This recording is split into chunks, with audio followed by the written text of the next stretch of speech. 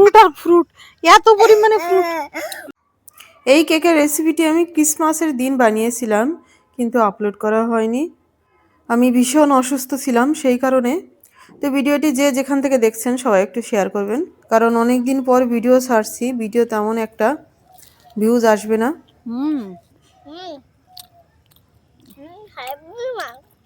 দোকানে এরকম কিনতে পাওয়া যাবে বাবা? না না,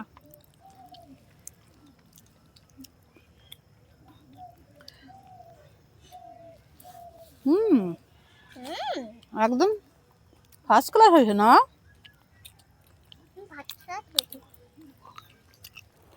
নমস্কার বন্ধুরা, মালা রান্না বানাতে সকলকে স্বাগত জানাই। আজকে আমি ফ্রুট কেক বানাবো। এমনিতে আজকে ক্রিসমাস, তো ভাবলাম কেক কিনলে তো মানে খেয়ে পোষাবে না কিন্তু। তো বাড়িতে বানানো যাক কম খরচায়, বড় সড়ো কেক হবে। তো এর জন্য দেখুন আমি বিভিন্ন প্রকার, এই যে টুটি ফুটি নিয়েছি, এখানে এই যে চাল কুমড়োর মোরব্বা নিয়েছি, মানে বিভিন্ন রকমের, এই যে না মানে বাদাম, এখানে গুড় নিয়েছি। আমি গুড় দিয়ে আজকে কেকটা বানাবো, আর বাদ বাকি উপকরণ দেখাচ্ছি পরে। দিয়ে ভীষণ ঠান্ডা পড়েছে। এই যে ময়দা নিয়েছি, আর কেক বানানোর জন্য যা যা উপকরণ লাগবে একে একে সব বলবো। প্রথমে এই যে টুটি ফুটোগুলো আমি সাইজ করে কেটে নিই, কারণ এই চাল কুমড়োর মোরব্বাগুলো একটু বেশি বড়, তো কেটে কেটে ছোটো করে নিই। এইগুলো কেকের মধ্যে দিলে কিন্তু খুব ভালো লাগে খেতে। আমার তো বিশাল ভালো লাগে কেকের মধ্যে, হেভি লাগে। যেহেতু আমি গুড় দিয়ে কেকটা তৈরি করব, সেই কারণে প্রথমেই গুড় মেল্ট করে নেব।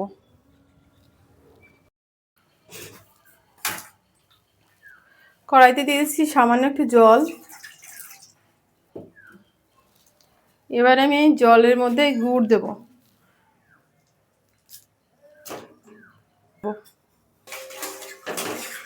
গুড়টা কিন্তু ভালোভাবে মেল্ট হয়ে গেছে। আমি এবার কড়াই থেকে এইভাবে নামিয়ে রাখবো। আমি এবার লেবুর রসটা বের করে নিচ্ছি।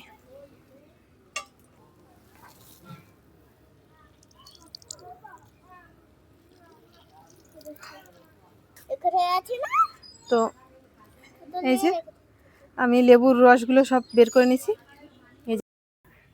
তো এই লেবুর রসের মধ্যে আমি বিভিন্ন প্রকার টুটি ফুটি বাদাম এগুলো কিন্তু দিয়ে দেবো।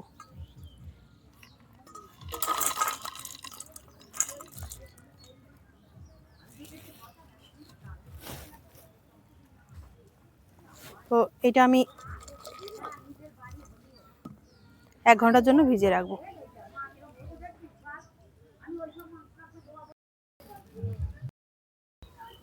তো আমি এরই মধ্যে এইবার প্রথমে 1 কাপ ময়দা মেপে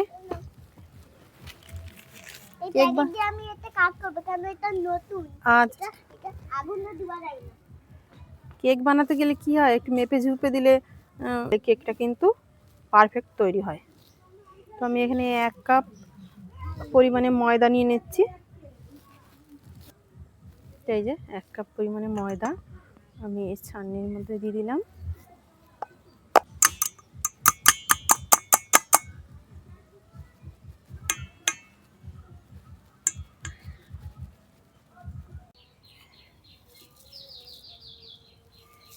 ওয়ান 4 কাপ আমি সাদা তেল দিয়ে দিচ্ছি, যেটা রান্নার তেল হয় সাদা।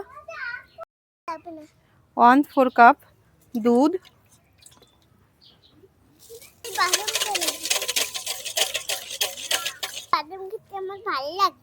আর এই যে ময়দাটা দিয়েছিলাম, এই ময়দাটা কিন্তু আপনারা প্রথমে দুধ তেলের সাথে ভালো করে মিক্স করে নিতে পারেন।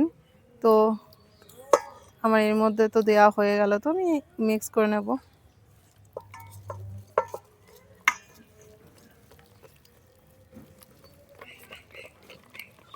অসুবিধা নেই,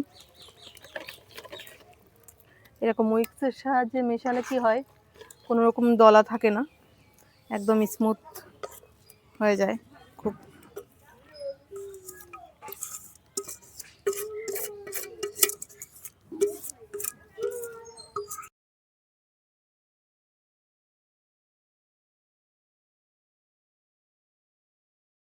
আমার এখানে কেকের ব্যাটারটা কিন্তু একদম সুন্দরভাবে তৈরি।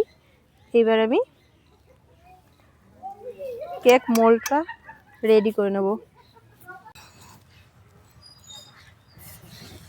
প্রথমে আমি উনুনটা ধরা নেব, আর উনুনটা ধরানোর পরে আমি কড়াইটা প্রথমে ভালোভাবে গরম করে নেব। আমি এখানে লবণ ব্যবহার করব, যেটা এমনি দোকানে কম দামে যে লবণটা পাওয়া যায়, তো ওই লবণটা দিয়েও আপনারা কেক বেক করার কাজে লাগাতে পারেন।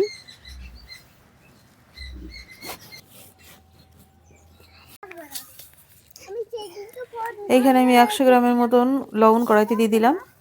লবণটা ভালোভাবে গরম হয়ে যাবে, তারপরেই কিন্তু আমি স্ট্যান্ড দেবো, লেখার যে খাতাগুলো হয় না বসিয়ে দেব। মানে কেক মোল্ড তৈরি করার জন্য সাধারণত বাটার পেপার ব্যবহার করে। তো সেই ক্ষেত্রে বাটার পেপার যদি না থাকে তো সাধারণ নর্মাল কাগজ দিয়ে কিন্তু খুব সুন্দরভাবে তেল ব্রাশ করে বাটার পেপার তৈরি করে নেওয়া যাবে। সামান্য একটু তেল দিয়ে দিচ্ছি।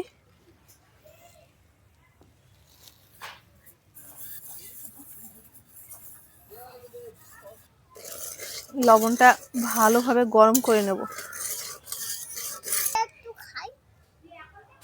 কি কোনটা একটু খাবা না? তোমার দেখাতে হবে না, তুমি সরো।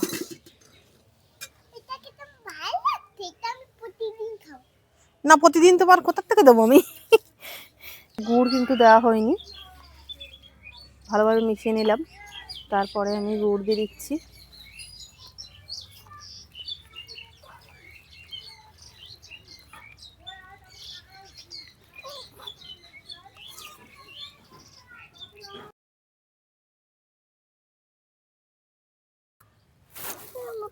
এক চা চামচ বেকিং পাউডার, আধা চা চামচ বেকিং সোডা, সামান্য একটু লবণ,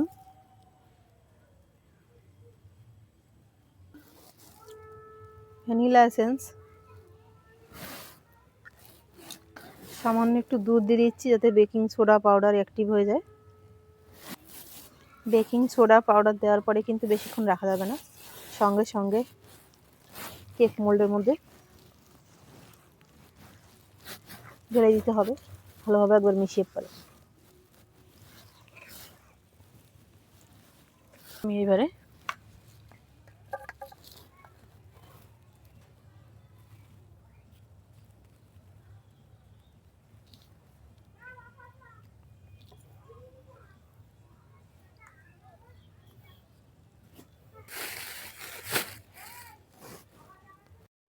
এখন কিন্তু এত সুন্দর করে সাজিয়ে লাভ নেই, কারণ এগুলো কেক বেক হতে হতে এই ড্রাই ফ্রুটসগুলো কিন্তু কেকের মধ্যে চলে যাবে। আমার কিন্তু তেমনটাই হয়েছে।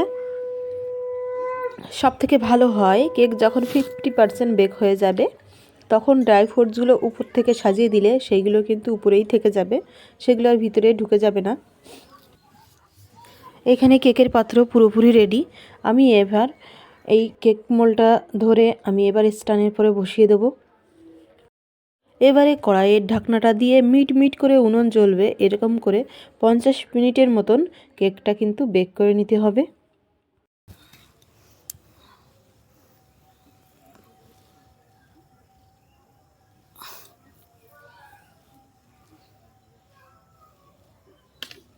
তো বন্ধুরা, আমি ঢাকনাটা খুলে দেখি কেকটা কত দূর হয়েছে।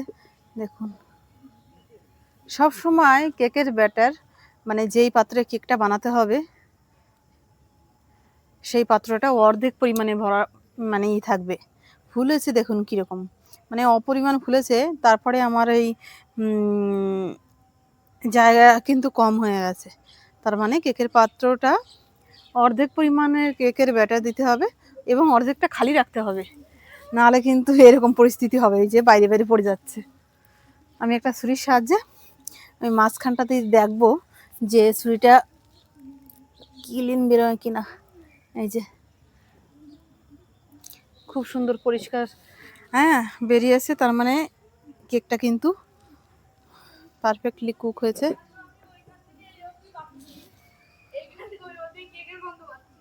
তাই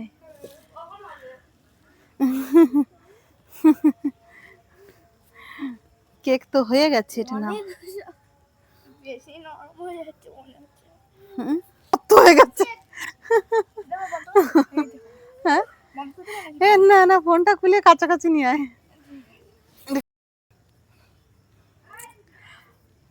আমি কিন্তু টোটাল 50 মিনিট পরে এই যে আপনাদের দেখাচ্ছি। মাঝখানে আমি খুলেছিলাম কিন্তু ক্যামেরা আর অন করিনি। মাঝখানে খুলে তো যেই উপরে যে চেরিগুলো দিয়েছিলাম সেগুলো কিন্তু সব নিচে ডেবে গেছে, এই জন্য মাঝখানটা না গর্ত হয়ে গেছে। আর এই যে উপরে আবার কাজু দিয়েছি।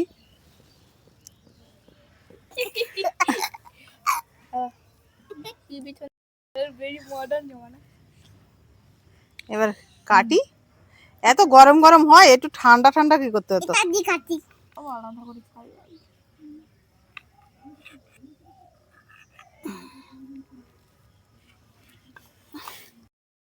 ভীষণ পরিমাণে ড্রাই ফ্রুটস, কেকটা আসলেই দারুণ হয়েছে।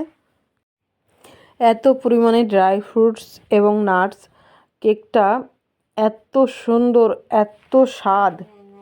বাড়িতে করা হয়েছে জন্য মনের মতন করে বানানো হয়েছে, বাজারে তো এরকম কেক পাওয়াও যেত না। যতক্ষণে আমরা কেকটা খাচ্ছি ততক্ষণে চ্যানেলটিকে আপনারা সাবস্ক্রাইব করে রাখবেন। সকলে খুব ভালো থাকুন, সুস্থ থাকুন। দেখা হচ্ছে নতুন একটা পর্বে।